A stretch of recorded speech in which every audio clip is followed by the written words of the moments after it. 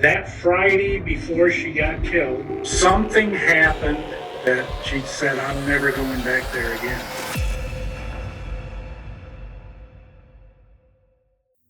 In December of 2020, we covered the tragic case of Julia Niswender, a 23-year-old student at Eastern Michigan University, whose lifeless body was discovered submerged in water in the bathtub of her apartment on December 11, 2012. By referencing online reports and a timeline given by Julia's grandpa, we sought to paint a picture of Julia's life and the homicide which cut it short far too soon. But after releasing that original video, several members from Julia's family reached out to us to say that there was far more to the convoluted story. Although the people we interviewed may disagree on many aspects of the case, they all have one thing in common. They want justice for Julia, especially as the 8-year anniversary of her passing has come and gone with the murder still remaining unsolved. Today, we'll be letting them tell their sides of the story. To briefly recap the main points of the case, Julia was last seen and heard from on Sunday, December 9, 2012, and authorities believe her attacker struck later that night. When Julia didn't show up to her classes or job on the following Monday or Tuesday, her family and roommates grew concerned and notified police, who then entered the young woman's private room inside of the shared apartment. Julia's belongings were strewn about the room, but no valuables had been stolen, although a pillowcase and Julia's keys were missing. When authorities discovered her body in the bathtub, they noted that her clothes had been cut off, and she appeared to have been bound. Julia's death was ruled as asphyxiation associated with drowning, but investigators believe the oxygen deprivation occurred before she was placed in the tub. The main evidence found at the crime scene consisted of a pair of bloody latex gloves, as well as suspected seminal fluid. Julia's stepfather, Jim Turnquist, became a person of interest in the case in part because there were no signs of forced entry at the crime scene, which led investigators to conclude that the attacker was someone Julia knew personally. As well, the seminal fluid was reported to be consistent with someone who could not have children, and Jim had allegedly previously gotten a vasectomy. However, when the latex gloves were tested, one DNA sample matched Julia, one was determined not to belong to Jim, and the third was too weak to provide any data other than that it belonged to a male. Although no DNA was found linking Jim to the crime, and he reportedly passed 2 polygraph tests, authorities allegedly continued looking at him as a person of interest.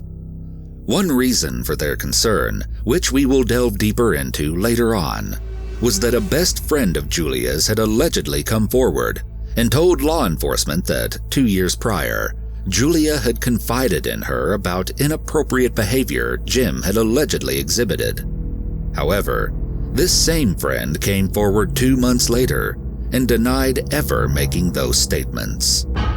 Still, in 2015, Jim was charged with possessing inappropriate images involving minors after his laptop was searched as a part of Julia's investigation.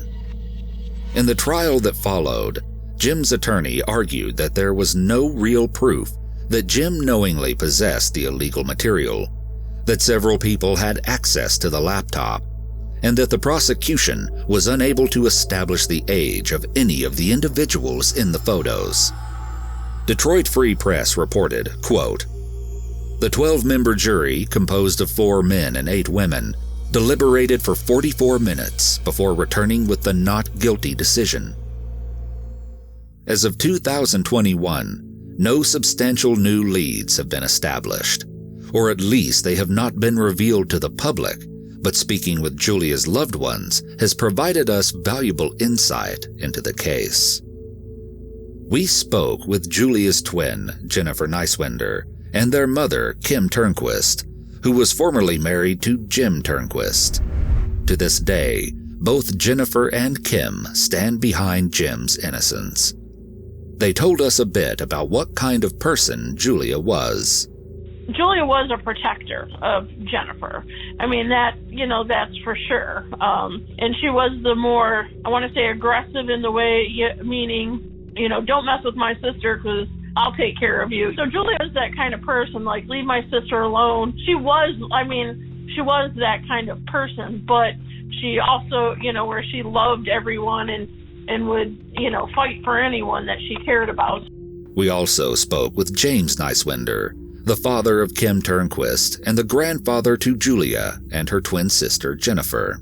He says that in the years since Julia's death, he has been working to gather information and send it to law enforcement in the hopes that progress will be made in the case. Me being retired, I have a lot of time to do a lot of digging, I've contacted lots of organizations. I've talked to the Michigan State Police, the FBI. I downloaded a copy of the FBI manual for forensic labs and so I could send you a copy of my timeline stuff. As far as I know, it's as factual as I could get. Finally, we also spoke with another of Julia's loved ones, a woman named Barbara Robinson.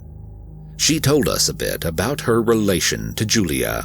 I guess I should say I am Julia's cousin by marriage since the year 2000. And I mean, the twins were like 11. I've known them that long. So I think they always kind of looked at me and Gary like they're cool older cousins that would hang out with them and do cool stuff with them. Julia was super close with us. Everyone's primary goal is to spread awareness about Julia's case and seek justice. But it has brought difficulties for the family. When you go through something like this, in which I never ever thought I would, go grieve my sister, let alone her case still remain unsolved, definitely does a lot to a family. And the detectives even said that right after Julia passed. They said you're gonna have a lot of divide in the family, because they dig so much and they do this and they do that. And I mean, they did a lot. They've done a lot of damage over the years, and it's not something I don't think I'll ever forgive. The things they've said, and they're supposed to be family. I mean, I tried for a long time, to be supportive and stuff, but the second I said, hey, the cops have said you haven't went and talked to him. I talked to him. You're lying. You're out. You're done. They don't talk to me anymore. And all I said was, hey, the cops said you haven't talked to them. They just want to fight, and it's lies, and it's wrong, and you're wrong, and they just push you out, and that's it. Tell me why. Tell me why it's a lie. Kim and Jennifer emphasized that they did not agree with a few aspects of James's proposed timeline of what happened to Julia, an issue which we will be discussing in depth. That's why I'm frustrated, and this isn't the first time I've been frustrated with him. As you can tell, we're not on speaking terms with him, because no matter how many times we try and tell him, he was in Florida. He lived in Florida for a long time now with his wife down there. He wasn't here. He didn't see Julia till the days leading up before she passed. Every time we try to explain to him, no, this is what happened. He's like, I don't know who he talks to or what he's doing, but he's not even following up. That's not right. And no matter how many times we tell him, we're like, I don't know where you're getting this. Where are you pulling this from? We're like, no, we know the facts. We followed up with our sources, just like we have been before we did this. And so, I mean, I don't know where he's getting this stuff. Starting with some of the smaller details, they contested James's story that Julia had brought a stray kitten into the apartment with her original roommates. Kim informed us that Julia had simply gotten matched with new roommates based on a personality test. These new roommates will come up again later on. One important note that James had mentioned, and that we discussed in our original video, was that Julia often chose to stay at her grandma's house when she came home from college. James explained that it was his understanding that since the 2 bedrooms at the Turnquist house were already full as the parents and 2 daughters lived there, Julia simply preferred getting her own space in Grandma Rose's extra bedroom, rather than having to take the couch. Kim commented on this subject. Julia did live with her grandmother, That was only at her choice. The part that some people got wrong was when Julia was 19, she was kicked out of the house. So what happened was the twins, being two girls, and I don't know if you have any children or, you know, what it's like to be around two girls, same age, bicker, fighting, and they had a little, you know, they have a little sister, and they just wouldn't let up. I had told them both to, you know, pretty much shut it down, stop arguing. Well, they kept it going, and then Julia went into the bedroom, and I did say to her, Julia, if you don't shut your mouth and stop the arguing, I'm going to smack it. Now, remember, the twins are 19 years old. So they're not little kids, they're 19. They had graduated high school. So she kept running her mouth, and so I went to, like, smack her mouth, because I told her I was going to smack her mouth. She drew her fist back, and that's when Jim came in the room and said, oh, no one's going to hit my wife. She didn't hit me. Nothing else happened there except for I said, you know what? I said, get your stuff and get out. So that's how it came to her living at her grandmother's house. It had nothing to do with Jim or anything else. It had to do with her running her mouth. And then when I asked her if she wanted to come home 3 days later, she said, no, I don't want to come home. And I said, why, Julia? She goes, because Grandma lets me do whatever I want. When she would come home from college, she did go to her grandma's and did stay there because she chose to. And it's not because she didn't have a place in her house or there wasn't enough room for her. She just chose to do that. Kim and Jennifer went on to walk us through their understanding of the weekend, which led up to Julia's passing. So I had been at work. Julia had come home. Then when we got off work, me and Jim went and got a real Christmas tree because we wanted to surprise the girls. So we got the real Christmas tree on that Thursday. That's when we all got together. When Jennifer got off work that night, we decorated the Christmas tree at our house, at the Turnquist house. Hot chocolate, we decorate the tree. You know, that's our family time of doing that. So that's what started off that weekend, was that Thursday. A quick note to keep in mind before you hear the next clip is that at the time of our interview, James was under the impression that the family decorated their Christmas tree at the Turnquist house on Friday, just before Julia headed to Grandma Rose's house. However, Kim and Jennifer told us that this family decorating actually occurred on Thursday, before Julia babysat for Barbara. After presenting this discrepancy to our interviewees, everyone later agreed that Thursday was the correct date. All the same, James maintains a theory that something important could have occurred at the Turnquist house before Julia headed to her grandmother's. His updated timeline reads that after Julia left Barbara's house on Friday, quote, Julia did visit Kim at work. Evidently, they went shopping, and then later there may have been a possible blow-up at the Turnquist house. Julia left the Turnquist home and went to Grandma Rose's house. She told Rose that, I'm never going back to that house again. Julia was helping decorate Rose's tree that evening when Kim dropped by. Kim went to Rose's to help but merely sat there as if to hear if Julia said anything about the family blow-up, almost like she wanted to hear what Julia might have to say. End quote. That Friday before she got killed, December the 7th, Julie went over to Grandma Rose and made a statement, something to the effect that I'm never going back there again. Something happened. Everybody has their own theory. And it probably was in the afternoon whenever the family was decorating their Christmas tree at Kim and Jim's. That got Julie in the frame of mind when she went to her grandma's that she said, I'm never going back there again. Barbara also seemed to speculate that some type of family blow-up could have been a catalyst for what happened to Julia. The motive, I think, is that when she went to their house to do Christmas stuff and came out upset, something happened there. I don't know if she found out something or confronted them about something. I think he silenced her. I think that was an entire, silence ploy. We asked Kim and Jennifer to respond to this theory.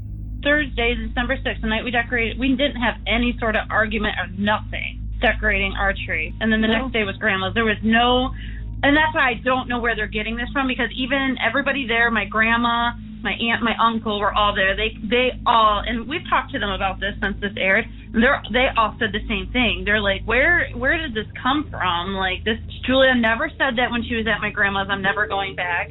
We never had any sort of fight or blow up while we were decorating our tree at our home. It was always a happy time. Like, I don't understand. It boggles my mind where this stuff is coming from.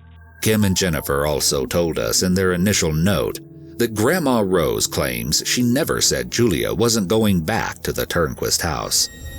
Moving forward, Kim and Jennifer continued to explain how the rest of that fateful weekend played out from their point of view. So she had come home for that weekend, but she had to work on that Saturday. So every time Julia traveled, as being a parent would when your child is traveling far, the last words that I had ever spoke to her was, Julia, I love you. And I said, be safe.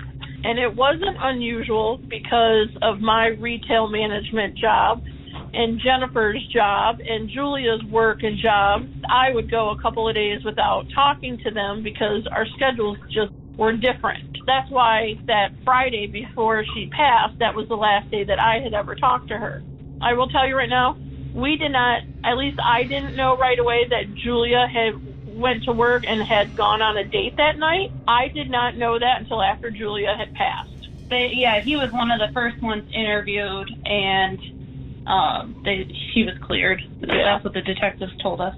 So then that brings us, like Saturday, apparently, as far as we know, Julia went to work, Julia went on a date, and then Jennifer and Madison went to go see Julia. Yeah, we went, that part of the story is true. We, in the video as well, me and my little sister did go up and see her and have lunch with her while she was working. She did walk me around, and once she was done, she walked us out. I remember she didn't put a coat on, and I remember it was cold, and she walked me and my little sister out to my car to say goodbye. So, and then after that was when she went home, and she did some studying, and I did talk to her on the phone here and there. Right, so which leads us into, I had come home from work, and Jennifer and Madison had come home, and Jim was, at the house too. I was in the bed in my and Jim's bedroom wrapping presents. Eventually, I went to bed. I think it was probably around 11 o'clock, and just as I has told everyone before, I have bladder issues. I have a very weak bladder, so I would get up all hours of the night. So if anyone had ever left my house in the middle of the night, I would know about it because I would have been up. Some people have said, how does Kim know that, when they start talking about Jim, that he never left? Well, that's how I know, because every time I got out of the bed, he was there in the bed. We weren't fighting. It was a typical marriage. When all this happened, we were not sleeping in separate beds. The other interviewees we spoke with shared their points of view on this issue and how it pertains to Jim's alibi. Their marriage was really strange. It really wasn't a marriage. They did nothing together. She didn't spend a lot of time at home. Many times through their marriage, we'd go up there and visit, and she would come out to the door as we're saying goodbye, and she would say, I don't know how much longer we're going to be together. So for her to be standing behind him, it's weird.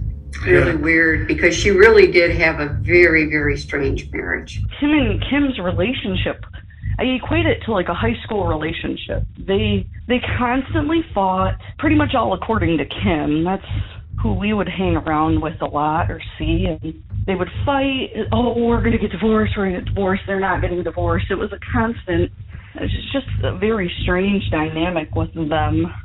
And the whole thing with Kim is Jim's alibi.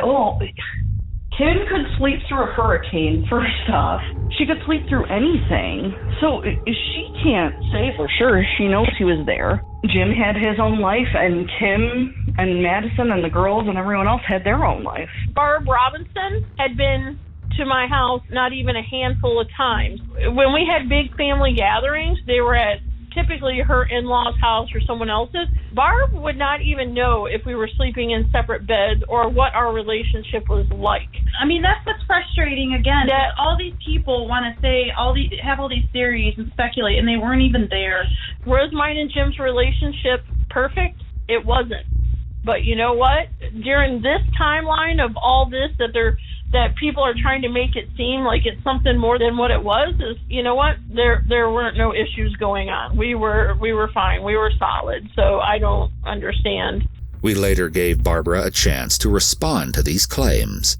She wrote, "Honestly, maybe Jim and Kim were in a good place that day. They were constantly up and down and never knew if they were good or not.